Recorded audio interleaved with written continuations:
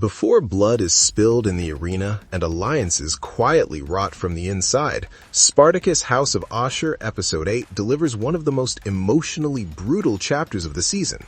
Power shifts hands without a single sword drawn, love becomes a liability, and Ashur learns the hard way that surviving Rome is very different from ruling it. Proculus tightens his grip on Capua, Viridia is forced into an impossible choice, and by the time the dust settles, the House of Ashur is left bleeding from wounds it didn't even see coming. Welcome back to your nerdy show. I'm your host, Spoiler Master, and today we're breaking down Episode 8 of Spartacus House of Ashur, recapping everything that went down and explaining what that devastating ending really means as we barrel toward the finale. Upon position must exceed reason to find you in such low fellowship. Capua under new control. Episode 8 of Spartacus House of Ashur wastes absolutely no time reminding us that Ashur's climb to power was never going to be clean, easy, or uncontested. The episode opens with Proculus storming into Ashur's house like a man who refuses to accept that he lost the previous round. And honestly, this is where the episode really clicks into place, because while Ashur technically survived last episode's blood-soaked scheme, Proculus proves that survival doesn't equal victory. He arrives flanked by muscle, authority, and the Aedile himself, immediately flipping the power dynamic on its head and turning Ashur from confident dominus into a man scrambling to keep his house intact. The accusation itself feels small on the surface, the possession of a medicus, but politically it's devastating. Proculus doesn't need to draw a blade to wound Ashur here. He uses the law, public humiliation, and social hierarchy to do the damage for him. The moment the Aedile and Cossutia switch to Greek just to insult Ashur to his face is a quiet but brutal reminder that no matter how high Ashur climbs, Rome will always find a way to remind him he's still an outsider.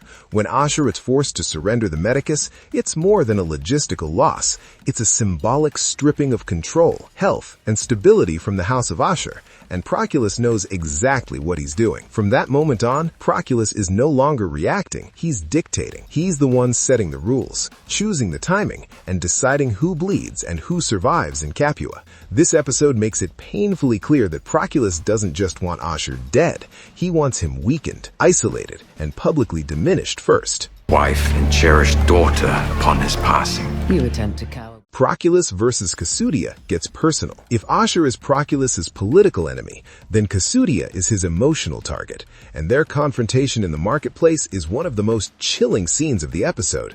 This isn't loud, explosive violence. This is quiet terror, whispered threats, and psychological warfare.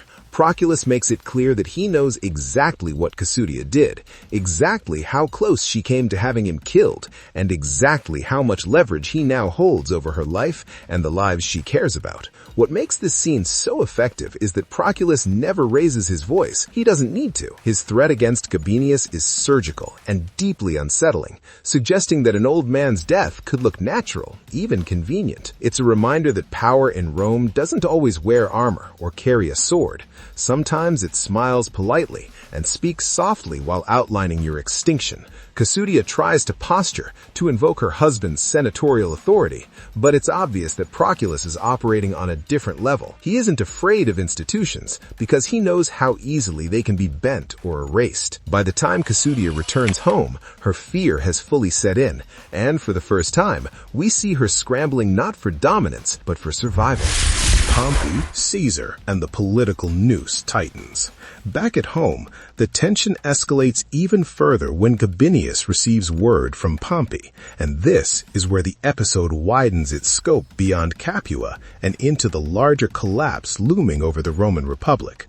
Gabinius isn't just being ignored, he's being strategically sidelined. Pompey's vague dismissal, coupled with the mention of Caesar without explanation, signals a massive shift in alliances that Gabinius is powerless to stop. His fear is completely justified. The idea of Pompey, Caesar, and Crassus aligning isn't just political paranoia. It's an existential threat to men like Gabinius, who rely on the old order to stay relevant. This is Rome eating itself, and Gabinius knows that when the dust settles, Capua could be left defenseless and expendable. This is where Cossutia makes her move, not out of ambition, but desperation. Her proposal to marry Viridia to Pompey is cold, calculated, and heartbreaking all at once. It's also tragically Roman. Women are bargaining chips, alliances are forged through bloodlines, and personal happiness is irrelevant when survival is on the line.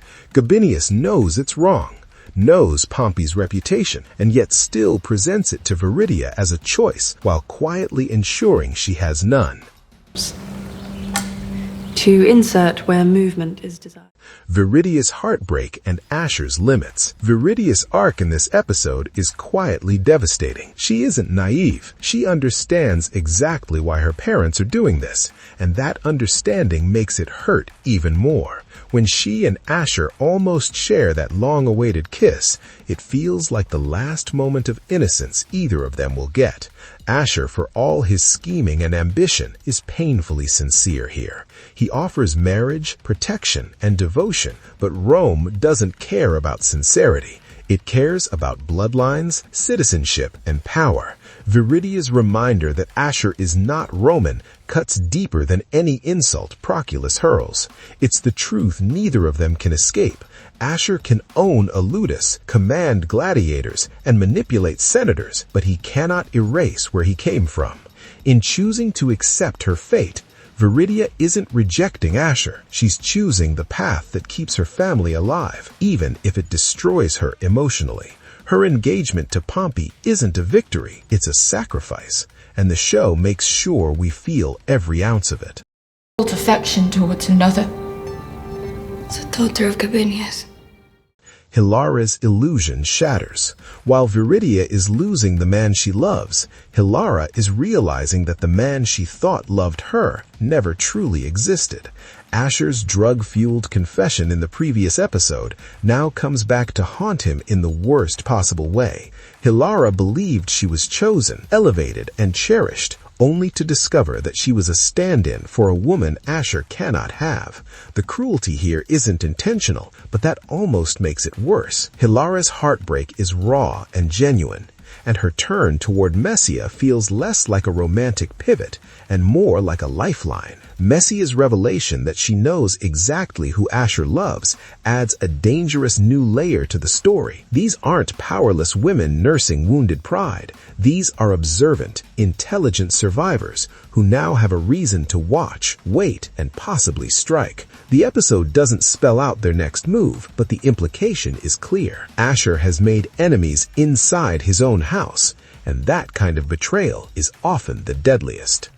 Tarchon's pride and a bloody kind of justice. Tarchon remains one of the most frustrating characters in the series, and Episode 8 does nothing to soften that impression. His confrontation with Celadus over Aquileia isn't driven by honor or concern.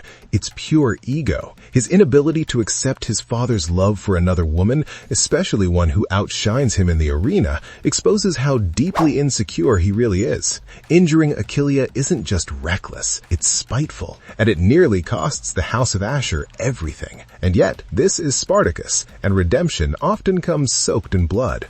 Tarchon's fight in the arena becomes a twisted form of justice when Alada pushes her abusive client into the ring. The choreography of this moment is brutal and brilliant. Tarchon doesn't just fight his opponent, he weaponizes the rules, forcing the Proculus gladiator to commit the ultimate crime while maintaining plausible deniability. When the noble dies, the crowd cheers, the Republic applauds, and a monster is erased under the guise of sport. It's a disturbing victory, but a victory nonetheless. Tarchon emerges hailed as a hero, even as his personal failures continue to mount. Glory in this world is never clean. Celadus falls and the House of Ashur breaks. The episode's final act delivers its cruelest blow with the death of Celadus. Forced into the role of champion due to Aquileia's injury, Celadus steps into the arena against a female gladiator from Proculus's house, a calculated move designed to humiliate and destabilize Ashur. The crowd wanted Aquileia, They got a man unprepared for what he's about to face. Celadus' death is swift, shocking, and deeply personal. For Achillea, it's the loss of a lover. For Tarchon, it's the loss of a father he never truly understood. And for Ashur, it's a public failure he cannot spin or manipulate away. Losing a champion isn't just a defeat in the arena, it's a statement. Proculus has struck back hard, proving that Ashur's house bleeds just like any other. The ending explained. Episode 8 ends with Ashur standing at the edge of everything he's built, watching cracks form in every direction. Proculus has seized political control, Viridia is slipping away into a loveless marriage, Hilara and Messia are quietly turning against him, and his house has lost its champion in the most public way possible. This isn't the rise of Ashur anymore. It's the cost of that rise coming due. The brilliance of this episode lies in its restraint. There's no grand twist, no sudden reversal, just consequences. Every scheme, every lie, every compromise Ashur has made is now echoing back at him. As the finale approaches, Spartacus' House of Ashur makes one thing painfully clear. Power in Rome is temporary. Love is a liability, and survival always demands a sacrifice. The only question left is whether Ashur is willing to pay an even greater price to keep standing.